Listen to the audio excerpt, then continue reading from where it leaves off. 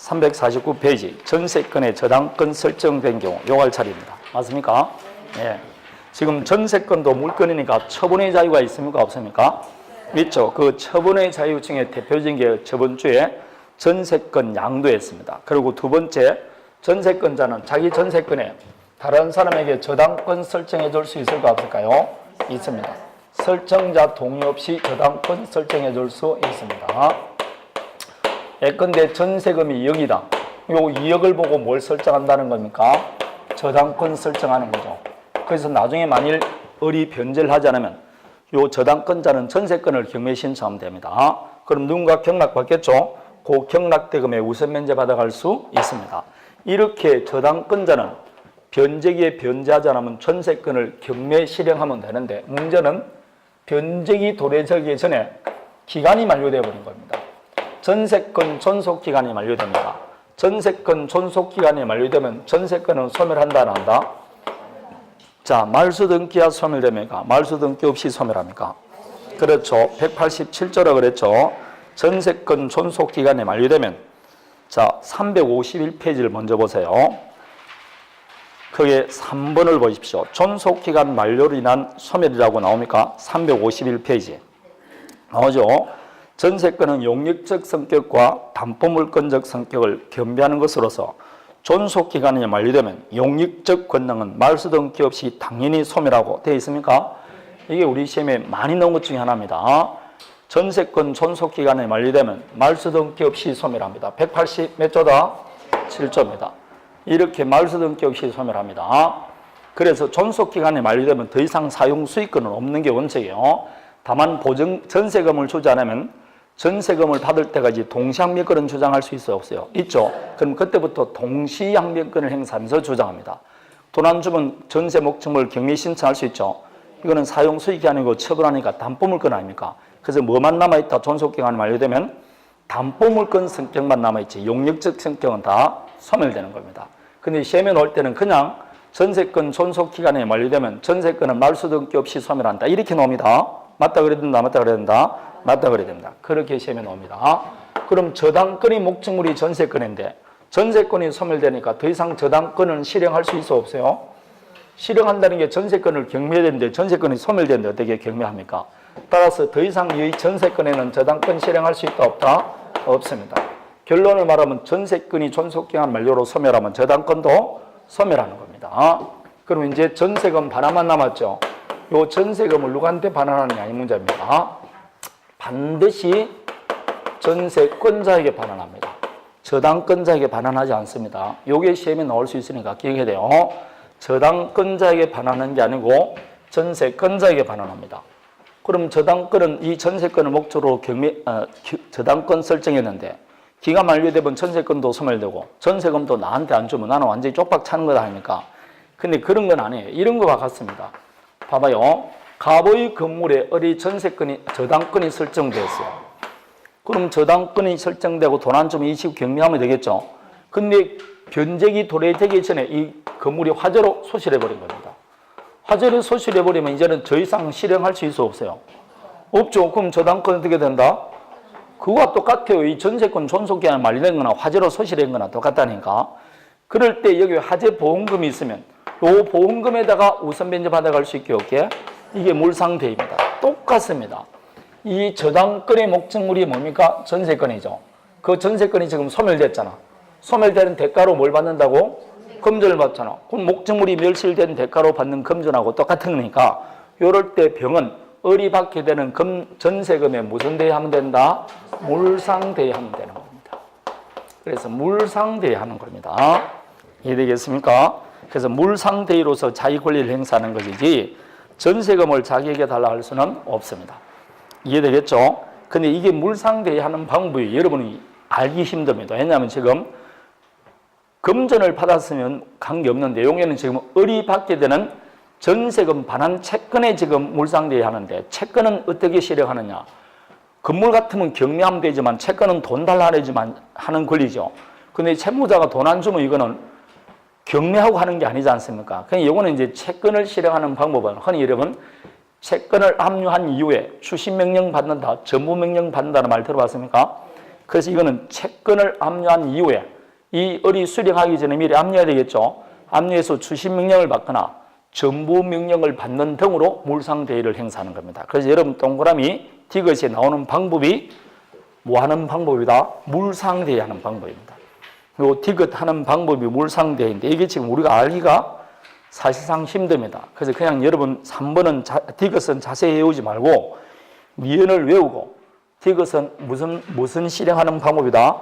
물상대의하는 방법이다. 이렇게 봅니다. 전세권에 가름한다고 자금하여 존속한 것으로 볼 수 있는 전세금 반환 채권에 대해서 물상대의하는 겁니다.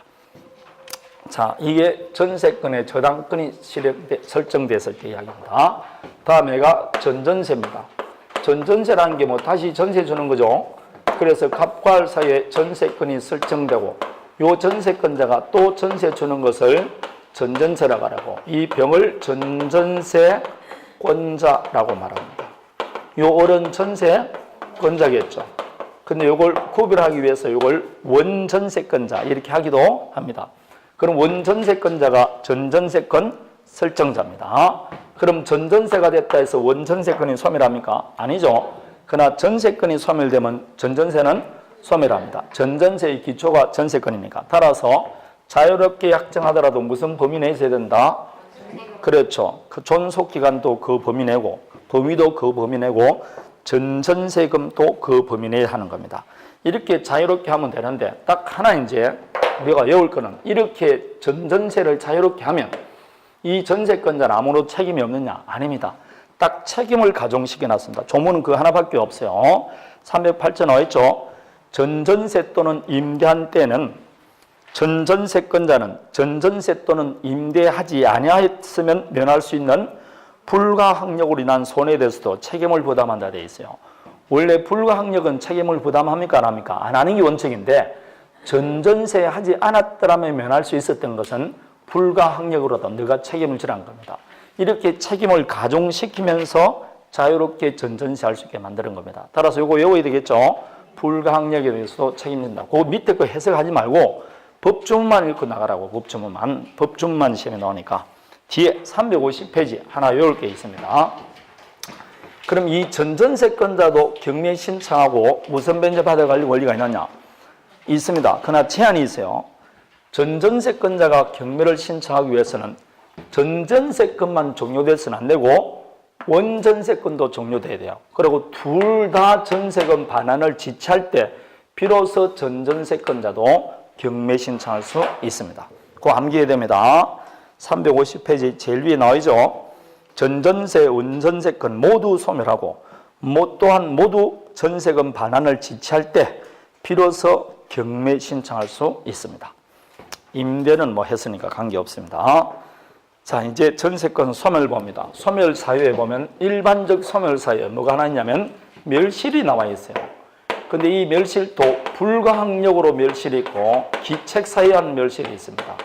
불가항력이라는 예컨대 갑과 알 사이에 전세권 설정했습니다. 근데 이게 이제 물가에서 하고 있어요. 물가에 지금 전세를 하고 있고 음식점 영업을 하고 있어요. 그럼 이 집에는 뭘 팔까요? 그렇죠. 백숙 팝니다. 다 알지 않습니까? 물가 그럼 백숙밖에 안 팝니다. 부침개. 왜 피자 이런 건 안 팔까요? 응? 피자를 사 먹는다든지 스파게티를 사 먹는 사람은 20대입니다. 10대 내지. 그런데 개국의 10대, 20대는 놀러 오지를 안 해요. 그런 사람은 다 여름에 어디 가야 된다고? 사람들이 많은 곳에 가야 됩니다. 왜냐? 내 몸매를 뽐내기 위해서 가는 거니까. 모욕하러 가는 건 아니지 않습니까? 뽐내기 위해서 가는 거지.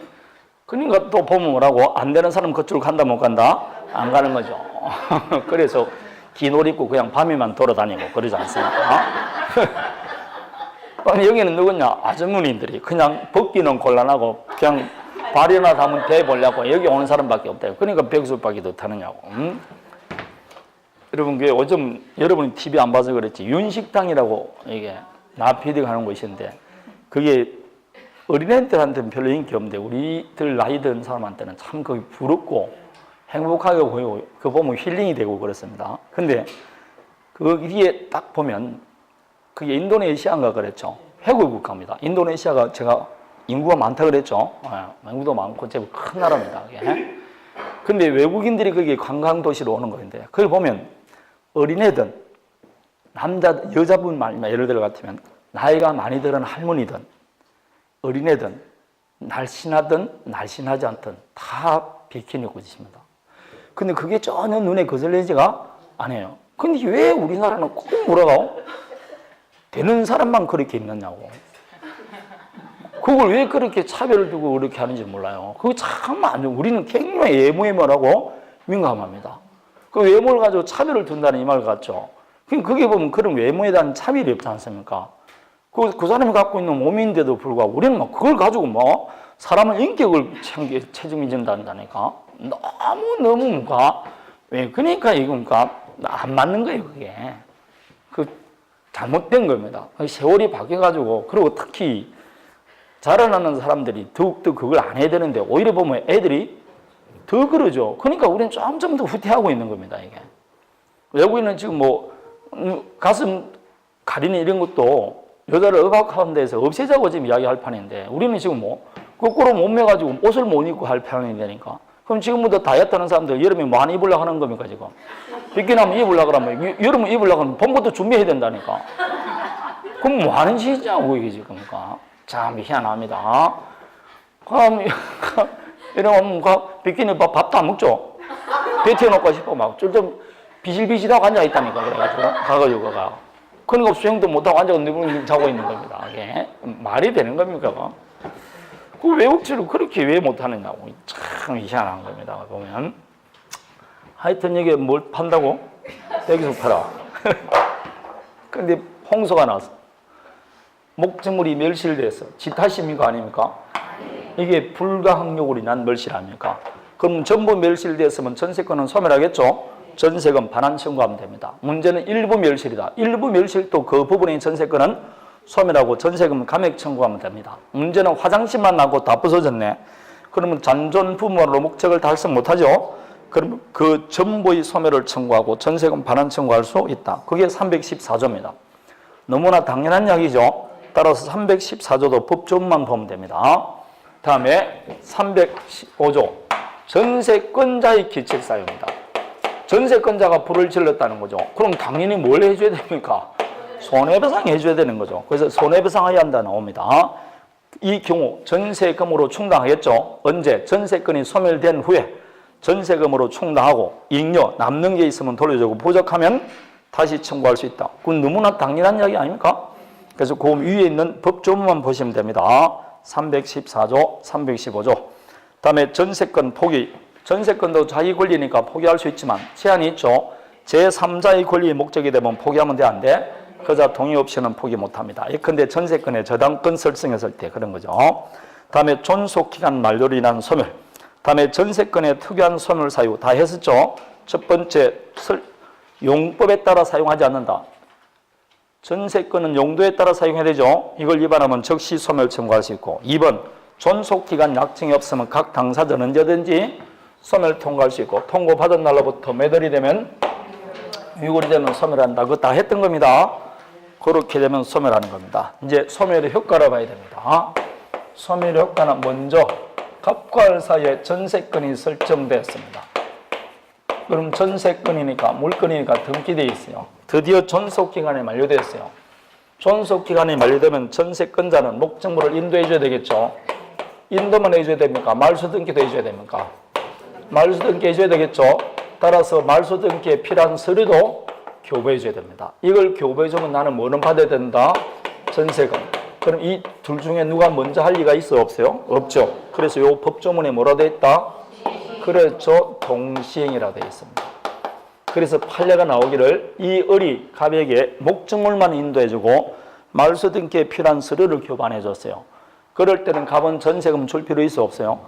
안 주더라도 이행지책 아니죠? 그래서 지연이자 발생하지 않는다. 그게 밑에 있는 판례 내용 아닙니까? 두 번째 줄, 말소등기에 필요한 서류를 교부 제공하지 않는 이상 전세금에 대한 이자 상당액 이득을 설정자에게 청구할 수 없다. 이래 되는 겁니다. 왜냐? 자기 채무를 이행하지 않았으니까. 다음에 이제 보는 거. 이쪽을 봅니다. 그냥 요걸 먼저 이쪽으로 보면 되겠네요. 만일 갑의 건물의 을앞으로 전세권이 설정됐어요. 그러한데 전세 목적물이 다른 사람이 양도됐습니다. 그러더라도 여전히 전세권자는 새로운 양수인에게 전세권 주장할 수 있죠. 왜냐? 전세권은 뭐니까? 물건이니까. 당연히 양수인에게도 전세권으로 대항할 수 있습니다. 이렇게 존속기간 중 전세 목적물이 양도되고 난 다음에 존속기간이 만료됐어요.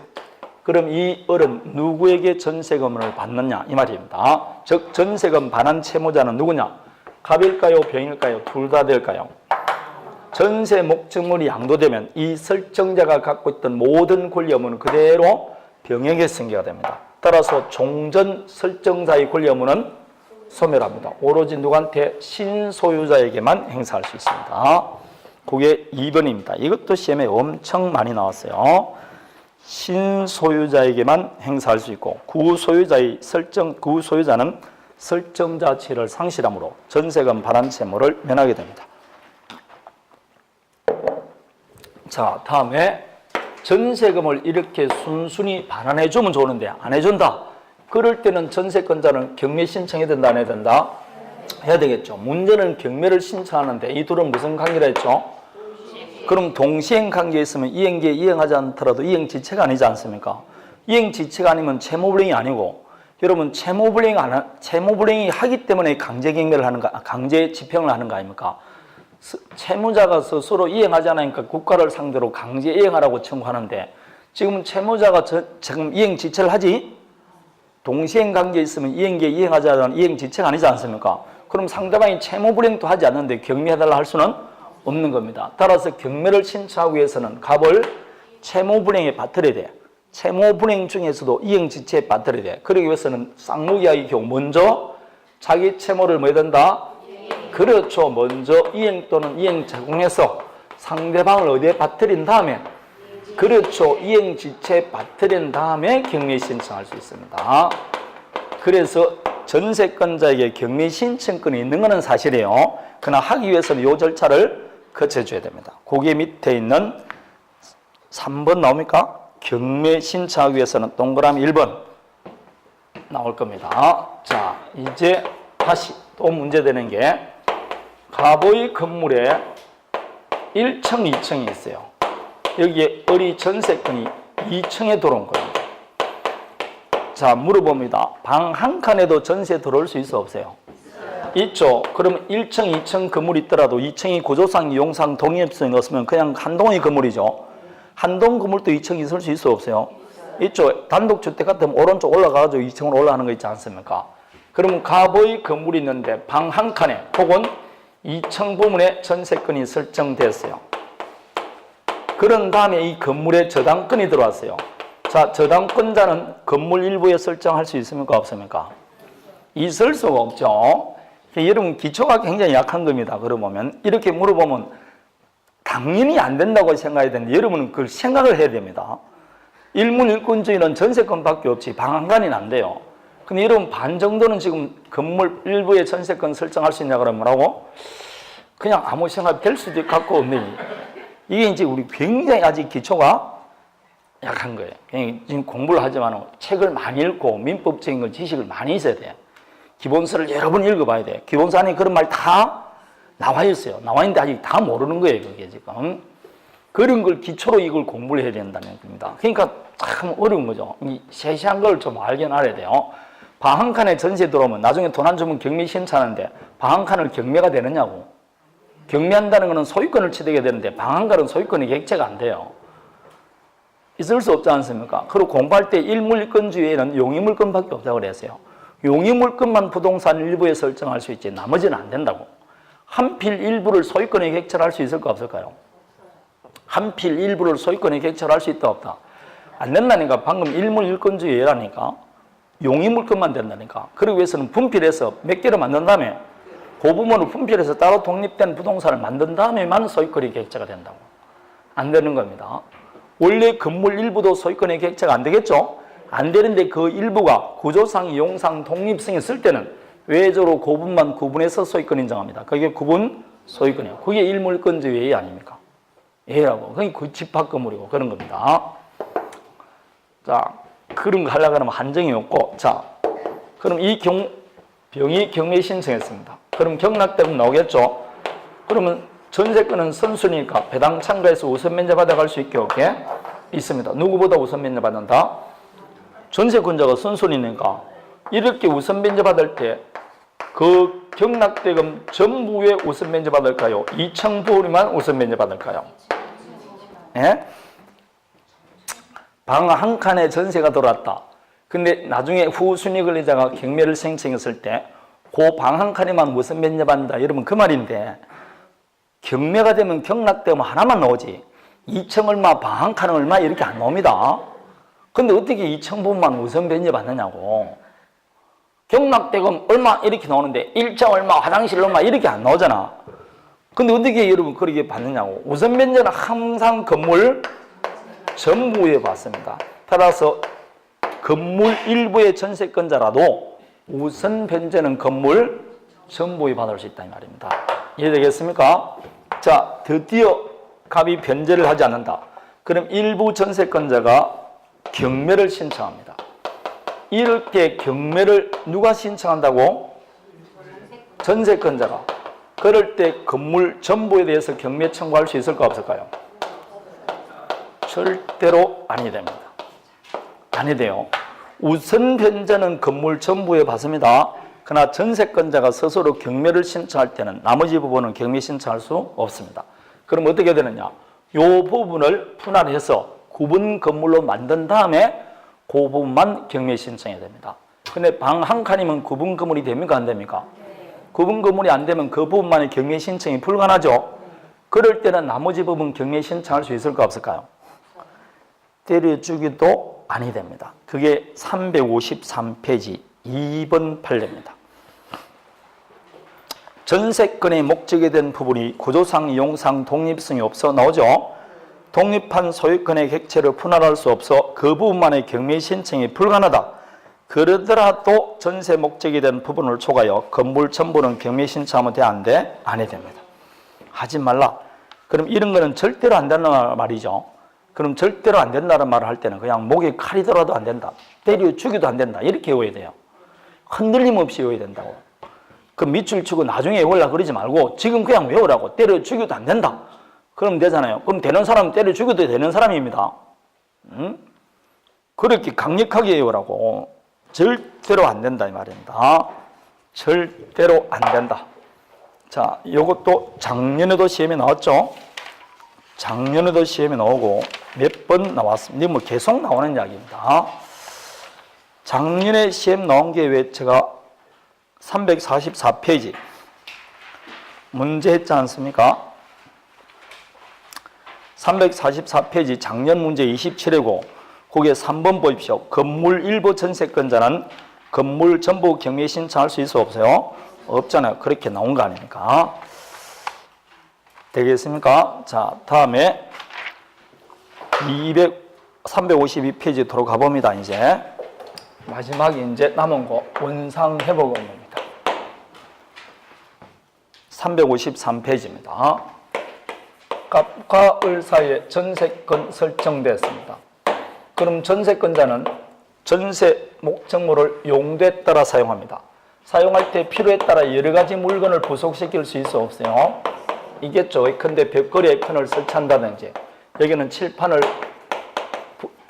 붙인다든지 조명시설, 저기 보면 촬영시설 다 있지 않습니까? 요게 이 건물을 용도에 따라 사용하기 위해서 필요해서 붙인 여러 가지 부속물입니다. 이거는 정단 권원에서 부속된 거죠. 부합이 된다 안 된다? 예? 정단 권원에서 부속된 거는 부합이 안 되잖아.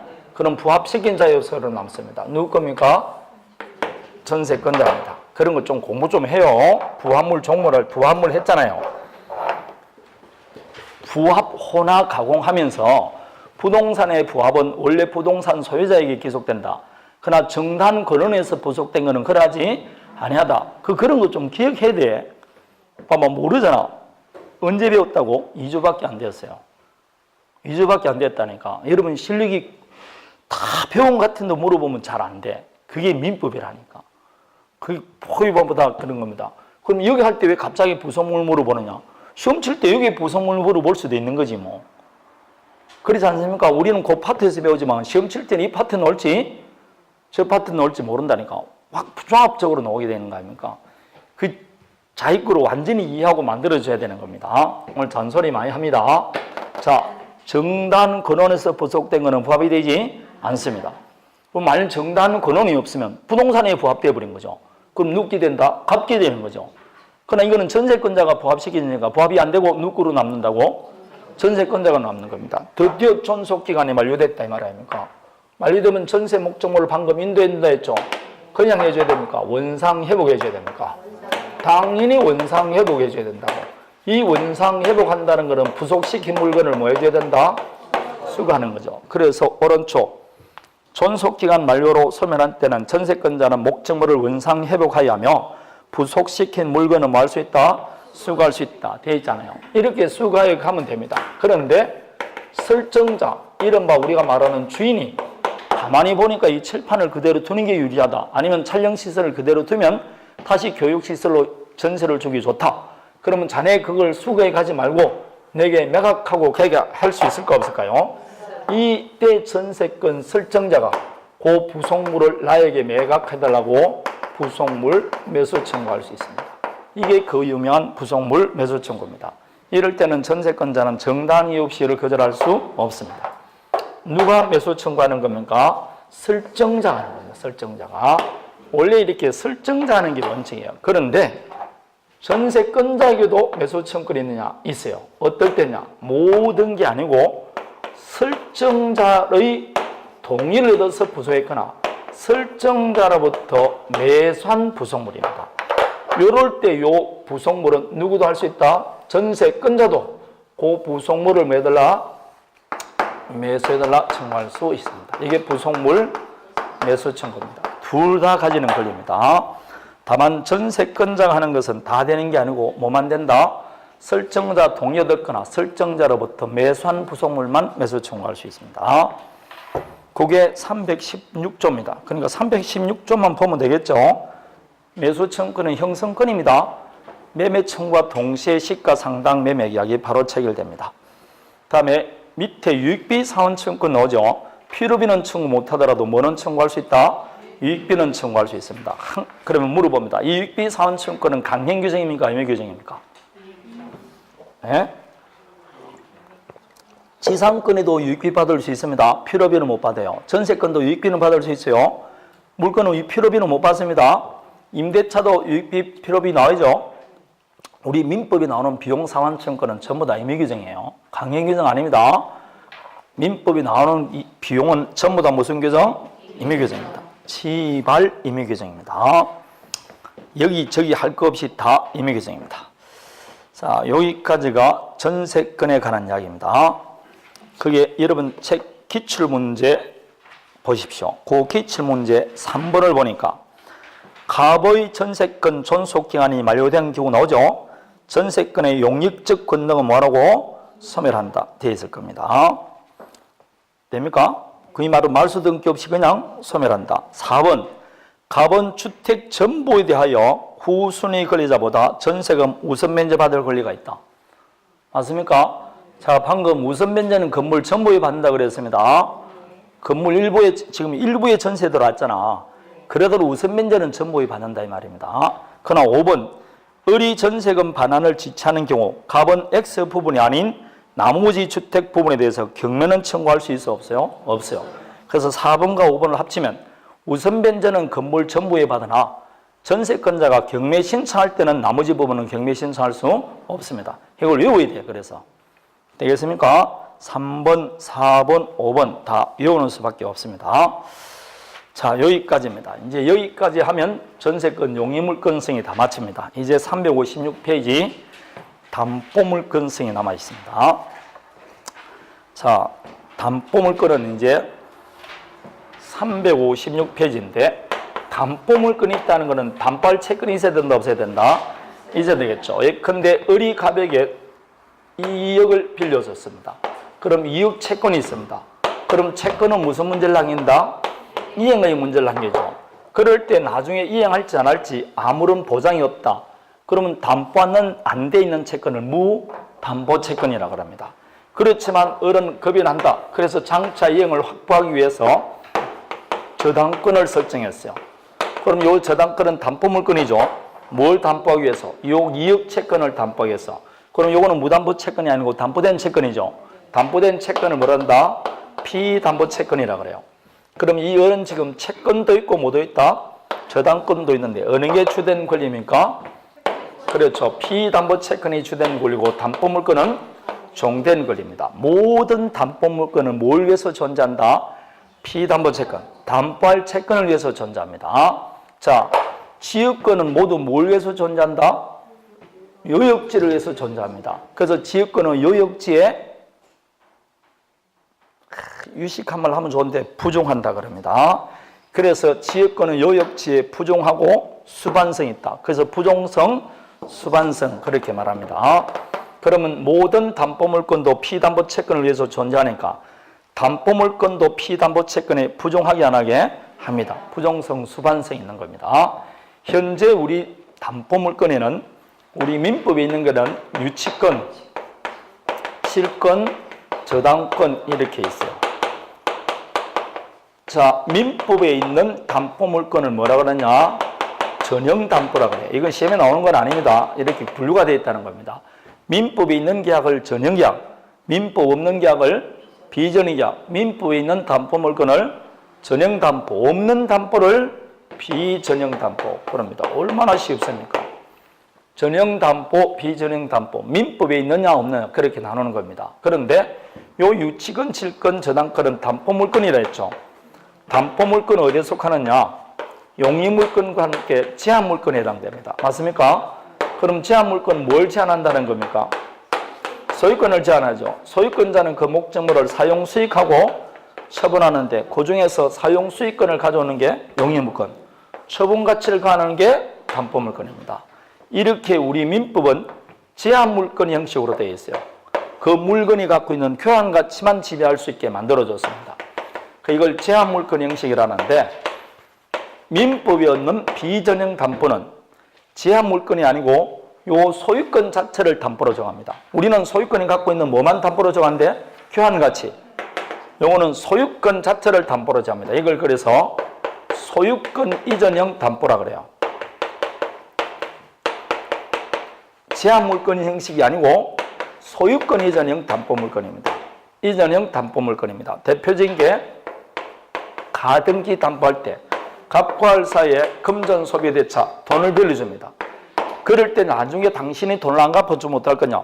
이걸 경매에서 그냥 경락된 가져가라 그러면 되는데 돈 안 갚아주면 이 건물 소유권을 넘겨주겠다는 겁니다. 뭘 해주겠다? 대물변제하겠다는 겁니다. 그 대물변제 예약을 하고 예약 환결권을 보존하기 위해서 뭘 한다? 가등기 합니다. 그럼 만약 저당권 했던 거하고 생각해봐요. 돈을 못 갚아준다. 저당권을 설정했을 때는 그래도 어른 이 부동산을 뭐 해서 경매에서 경락대금에서 돈 받아가는 거 말이지 나머지는 다 돈은 돌려줘야 돼요. 교환가치만 지배하지 않습니까? 근데 이 경우는 가등기 하면 변제기 못하면 가등기에서 뭐 해버린다? 본등기 하면 이 소유권 자체가 날아가잖아요. 이게 소유권 이전 담보라고. 하나는 제한물건이고 하나는 소유권 자체를 담보로 정합니다. 이건 우리 민법에 없고 어디에 있다고? 민법이 없어요. 여기에 있는 법조문이 뭐라고? 가등기 담보에 관한 법률 아닙니까? 그게 가담법이다. 우리가 배우는 게. 그래서 가담법은 담보물건은 맞지만 소유권 이전형 담보고 우리 민법에 규정되어 있지 않는 특별법에 규정된 겁니다. 그래서 지금 여러분 박스를 보면 357페이지 제일 밑에 박스를 보니까 물적 담보되어 있죠. 그래서 제한물건 법리한 것 해가지고 가로 안에 전형 담보로 되어 있고 소유권 이전형 법리한 것 해서 비전형 담보로 되어 있고 오른쪽 보니까 유치권, 칠권, 저당권 나와 있죠. 나머지는 양도담보, 가등기 담보 등등등등이 나와 있습니다.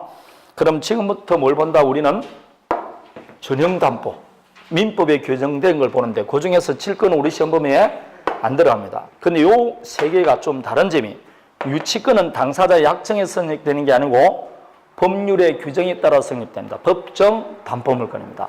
그러나 요 둘은 원칙적으로 당사자 약정에 성립되기 때문에 약정 담보물건이라고 그래요. 그런데 저당권도 당사자 약정하지 않더라도 법률의 규정에 따라 딱 성립할 수 있는 경우가 한 가지 있어요. 그거는 그냥 법정 저당권이라고 합니다. 법정 저당권. 근데 그걸 제외하고는 칠권과 저당권은 원칙적으로 뭐라고? 약정. 유치권은 법정 그렇습니다. 그래서 여러분 법정 담보, 약정 담보 이렇게 나온 겁니다. 이해되겠습니까? 밑에 도표가 그렇게 분류가 되어 있습니다. 우리 분류가 이렇게 민법이 그렇게 규정이 되어 있습니다. 자, 그러면 지금부터 이걸 보는데 전형 담보를 보는데 약정이든 법정이든 비전형이든 아니든 모든 담보물건은 담보물건만이 갖고 있는 공통적인 성격이 있습니다. 이걸 담보물건의 뭐라 그런다? 통유성, 공통적인 성격 이렇게 말합니다.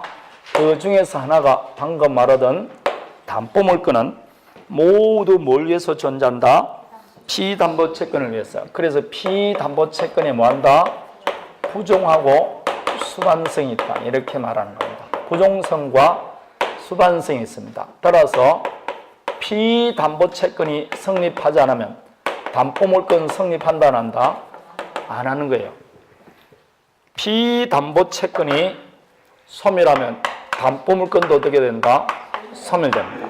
피담보채권이 동일성을 유지하고 이전하면 담보물건도 함께 이전됩니다. 이거 이전되는 걸 뭐란다? 수반성. 그래서 이전상 부종성을 다른 말로 하면 수반성이라고 합니다. 합해서 부수성 이렇게 말합니다.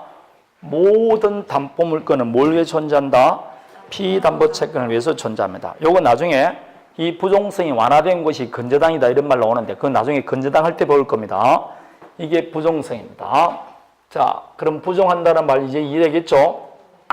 근데 요거는 그냥 이렇게 부종한다만 이해하면 될 것이고 시험에 나오는 건 물상대입니다. 자, 물상대의는 뭘 물상대의라고 그러냐? 갑의 토지 위에 을앞으로 저당권이 설정됐습니다. 그럼 이 저당권은 뭐 하는 권리냐? 저당권도 물권이죠. 물권이가 지배하지 않습니까? 그럼 뭘 지배하느냐? 사용가치를 지배하는 게 아니고 교환가치를 지배합니다. 무슨 말이냐면 저당권이 설정되더라도 사용수익은 누가 하느냐? 갑이 하죠. 근데 변제기할 변제하지 않으면 저당권자는 저당 목적물을 경매 신청할 수 있어요. 경매한다는 건 지금 이 저당 목적물인 토지를 지금 처분하는 거 아닙니까? 원래 소유자는 누굽니까? 갑이죠. 그러면 소유자가 갖고 있는 권리가 사용수익권과 뭐 할 권리가 있다고? 처분한 권리가 있는데 이 처분 가치를 누가 가져온다고? 을이 가져온 겁니다. 그래서 경매 신청합니다. 그럼 경락대금 나올까 안 나올 거야? 이 경락대금이 처분함으로써 나오는 교환가치 아닙니까? 원래 누가 가져가야 된다고? 갑이 가져왔는데 이걸 지배하는 게 뭐라고? 저당권이라니까. 그래서 저당권자는 이 경락대금에 대해서는 다른 채권자보다 자기 채권 우선 변제받아갈 수 있는 겁니다. 그 물건이 갖고 있는 뭘 지배한다고? 교환가치를 지배하는 거예요. 그걸 지배하는 게 담보물건이다 이 말입니다. 그래서 그걸 우선 변제받아가는 겁니다. 이렇게 받아가면 되는데 문제는 토지가 수용당해버린 겁니다. 에라 수용당했단 말하면 공용징수됐죠. 그럼 거기에 있던 모든 물건은 어떻게 된다? 소멸되는 거야. 저당권도 소멸됩니다. 그런데 수용되는 대가로 뭘 받느냐? 보상금을 받아요. 이 수용보상금이라는 게 결국은 이 담보목지물이 토지가 처분돼 버려서 나오는 뭐가 같다? 교환가치. 이게 교환가치 아닙니까? 그럼 당연히 교환가치를 지배하는 게 저당권이니까 저당권은 토지에는 소멸되지만 어디에 존속하게 된다? 요 수용보상금에 그대로 존속하는 겁니다. 살아있다 이 말입니다. 이 보상금에 존속한다는 요 보상금에 대해서도 우선 변제받아갈 수 있다 이 말이죠. 갑의 건물에 을앞으로 저당권이 설정되어 있어요. 그런데 화재로 소실된 겁니다. 그럼 목적물이 멸실되면 모든 권리는 어떻게 된다? 소멸합니다. 그런데 화재 보험금이 나옵니다. 이 보험금은 갑의 입장에서는 그 건물이 처분되어 버린 사안은 교환가치니까 교환가치를 지배하는 게 저당권이죠. 그럼 이 저당권이 어디든 미친다?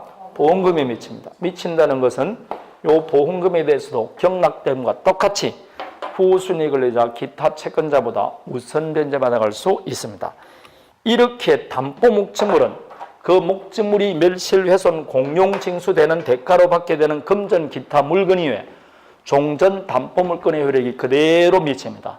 이런 걸 뭐란다? 물상대의 이렇게 말합니다. 물건 대신 받게 되는 보상금 등이 미치는 겁니다. 왜 그러냐? 담보 물건은 사용 수익하는 게 아니고 교환가치 취득을 목적으로 하죠. 그러니까 교환가치가 구체화되는 것이니까 거기에다가 당연히 성질이 미치게 되는 겁니다.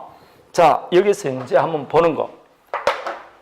여러분 이 저당권자에게 만일 우선 변제권이 없습니다. 그럼 우선 변제권이 없으면 어차피 이 돈은 다른 채권자하고 동등하게 나눠 가져야 되겠죠. 그럼 물상대액이 뭐라고 하는 거냐고. 어차피 다른 채권자하고 나눠 가져야 되니까. 따라서 이때는 물상대액 할 필요 없겠죠. 그래서 물상대위성이 있기 위해서는 담보물권자에게 뭐가 있어야 된다? 우선 변제권이 있어야 돼요. 우선 변제권이 없는 담보물권에는 물상대위가 있을 필요가 없습니다. 그럼 우선 변제권도 없는 담보물권이 있느냐? 있다고. 뭐가 있다고? 유치권. 그래서 유치권에는 물상대위성이 없습니다. 두 번이나 단답형으로 나왔어요. 유치권에는 물상대위성이 없습니다. 359페이지 제일 위에 나와 있습니다. 자, 물어봅니다. 전세권자에게는 물상대위성이 있습니까? 없습니까? 있어. 전세권도 담보물권에 있습니다. 가등기 담보나 양도 담보권에도 있게 없게? 있어요. 양도 담보권도 담보물권입니다. 판례가 나왔어요. 양도 담보권자에게도 물상대위성 인정한다고. 359페이지 위에서 세 번째 줄 2번에 나와 있습니다. 전세권자, 가등기 담보권자. 아까 전세권자도 담보물권의 통유성이 있다고 그랬습니다. 저번 주에. 이해되겠죠? 자, 유치권에는 없습니다. 왜 없다고? 우선 변제권이 없으니까. 나중에 보면 유치권은 추금력이 없어요. 그래서 더 안 됩니다. 자, 추금력을 봅니다. 이 건물이 만일 매매됐어요. 그럼 매매대금 나오겠죠. 요걸 임대를 줬어요. 그럼 차임이 나올 겁니다. 요 매매대금이나 차임에는 물상대위가 인정된다 안 된다? 안 되죠. 있을 수가 없습니다. 왜 안 되느냐? 자, 건물 소유자가 갑의 월 앞으로 저당권이 설정됐어요. 이게 매매가 되었습니다. 또 매매가 되었어요. 또 매매가 되었어요. 이렇게 저당 목적물이 매매됐다 해서 저당권이 소멸됩니까?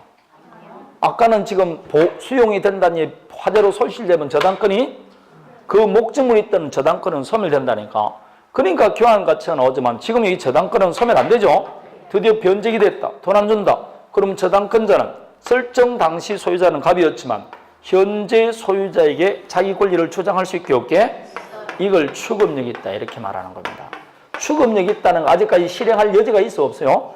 있으니까 이때는 물상대위가 없는 거죠. 그래서 오른쪽 각주 76번을 보세요. 각주 76번을 보면 예를 들어 나오죠. 도난된 물건의 소유자는 나옵니까? 그 물건을 지금 누가 소지하고 있든 간에 현재 소유자에게 소유권 주장할 수 있어 없어요? 이런 권리가 물건이라고. 이렇게 물건은 그 객체인 물건이 누구 수정에 들어가더라도 그 소재에 취급하여 권리를 주장할 수 있는 효력이 있습니다. 이걸 뭘 한다고? 추금력이라고 합니다. 그럼 추금력이 있다는 것은 아직까지 실행할 여지가 있죠. 그러면 물상대위가 인정되지 않습니다. 그래서 이때는 물상대위가 안 되는 겁니다. 매매대금 차임에는 인정 안 된다. 그런데 설명은 제가 이렇게 하지만 시험에는 그냥 간단하게 매매대금이 되느냐 차임이 되느냐 그렇게만 물어봅니다. 안 된다 그러면 됩니다. 자, 다시 마지막 하나 봅니다. 토지가 수용되면 보상금은 저당권자에게 지급할까요? 토지 소유자에게 지급할까요? 그러면 토지 소유자가 보상금을 수령해서 금고에 넣어버리면 이게 채무자가 갖고 있는 일반 재산인지 보상금인지 구별이 돼? 안 돼? 안 됩니다. 이 저당권자는 이 보상금에 대해서만 우선 변제권이 있지 채무자가 갖고 있는 일반 재산에는 우선 변제권이 없습니다. 그러면 수령했다. 그럼 물상대위는 물 건너간 겁니다. 벌써. 왜냐? 보상금인지 일반 재산인지 혼동으로 소멸돼 버린 겁니다. 그래서 물상대위를 하기 위해서는 이 보상금과 채무자 일반 재산을 분리 특정을 시켜줘야 돼. 분리 특정을 시켜준다는 것은 혼동이 되지 않게 해야 된다는 겁니다. 혼동은 동일에게 계속되니까 혼동이 되니까 동일에게 계속되지 않게 해야 된다. 반드시 인도 또는 수령 전에 뭐 해야 된다? 압류를 해야 돼. 반드시 미리 압류를 해야 됩니다. 만일 압류를 하지 않았습니다. 그래서 갑이 수령해버렸어요. 수령한 다음에 압류했습니다. 물상대위 할 수 있게 없게? 없습니다. 돈을 가져간 다음에 압류해봤자 일반 채권자는 그 돈이 이 돈인지 알 수가 없다고 하면 안 됩니다. 결국은 미리 압류해야 됩니다. 작년에도 시험에 나왔어요. 수령한 다음에는 압류하더라도 물상대위 할 수가 없습니다. 대신 이 압류는 반드시 해당 담보권자가 할 필요 없고 제3자가 압류하더라도 무방합니다. 왜냐? 이거는 특정시기 위한 것이지 누가 하든 관계는 없습니다. 그래서 오른쪽 제3자가 압류하더라도 무방하다 이렇게 말합니다. 이해되겠습니까? 반드시 먼저 뭐 해야 된다고? 압류해야 됩니다. 그래서 제3자가 압류하더라도 된다 했죠? 그 제3자가 압류하더라도 무방하다. 그게 밑에 있는 8의 1번입니다. 자, 그럼 여기서 조금 더 상세히 봅니다. 여러분, 유치권에는 물상대의가 문제가 나올 수 있게 없게? 없죠. 유치권은 물상대의가 없지 않습니까? 그래서 우리 시험에 나오는 거 이게 이제 저당권에서 나오는데, 요 저당권에서 인정되는 거, 여러분 책 376페이지를 펴봅니다.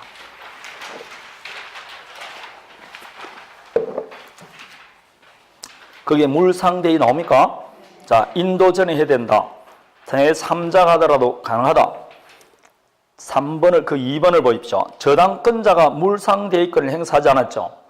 그래서 다른 채권자가 돈 받아가 버렸어. 그럼 그 사람에게 부당이득 반환 청구할 수 있게 없게? 없습니다. 물상대의를 행사하지 않아 다른 채권자에게 배당됐을 때는 영원히 땡입니다. 그럴 때는 그 배당받은 채권자에게 부당이득 반환 청구할 수도 없습니다. 아니 된다는 게 판례입니다. 되겠습니까? 자, 그러면 다시 또 보는 게 있습니다. 판례 2번을 한번 보십시오. 공공용지의 취득 및 손실 보상에 관한 특례법이란 말이 나옵니까? 아니, 지금 376페이지. 그게 판례 2번 이야기입니다. 긴 문장 나오지 않습니까? 공공용지의 취득 및 손실 보상에 관한 법률이라고 나오죠. 요 손실 보상에 관한 특례법이 있습니다. 그래서 이 특례법에 따라서 거기에 뭐라 되냐면 협의 취득이란 말이 나오죠. 나옵니다. 근데 가만히 보면 이게 쭉 읽어보면 공공용지의 취득 및 손실 보상에 관한 특례법이니까 마치 토지 수용법상 수용하고 비슷한 것 같죠? 이거는 토지 수용하고 같아 틀려? 전혀 다른 겁니다. 이거는 토지 수용법에 따른 수용이 아니고 그냥 요거는 뭐라고? 매매와 똑같아요. 되겠습니까? 따라서 이해하십시오. 지금 2번 연속 나오는데 답은 안 됐어요. 갑의 토지가 있습니다. 이 갑의 토지가 요 법에 따라서 을이 협의 취득을 했어요. 자, 무슨 취득했다고? 협의 취득해서 그래서 을을 앞으로 소유권 이전 등기가 됐어요. 근데 요 토지는 협의 취득되기 전에 병합으로 저당권이 설정돼 있었어요. 설정된 토지가 협의 취득이 돼서 을 앞으로 넘어갔습니다. 이 저당권 소멸될까 안 될까요?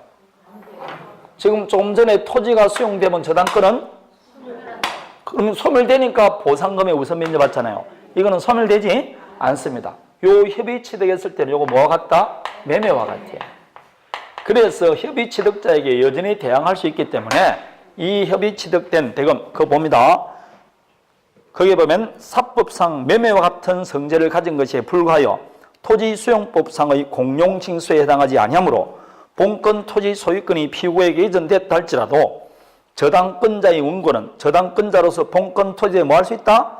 수급할 수 있다 되어 있잖아. 그럼 소급해야지 안다는 뜻이죠. 따라서 소외인 협의에 따라 지급받을 보상금 실제로 뭐와 같다? 매매대금과 같죠. 그 보상금에 대해서는 물상대에 할 수 있어 없어요? 없습니다.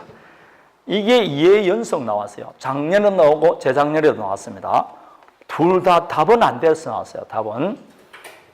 그래도 어렵기는 어렵죠. 그래서 오른쪽 작년 나온 문제 5번을 보십시오. 저당권이 설정된 토지가 나오죠. 공익사업을 위한 토지 등의 취득 및 보상에 관한 법률에 따라 나옵니까? 협의 취득되었어요.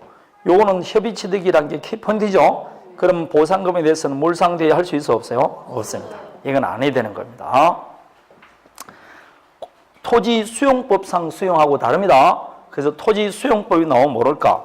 이런 공공용지 취득 및 손실 보상에 관한 특례법 혹은 공익사업을 위한 취득 및 보상에 관한 법률 이런 것은 수용이 아닙니다. 그 이야기입니다.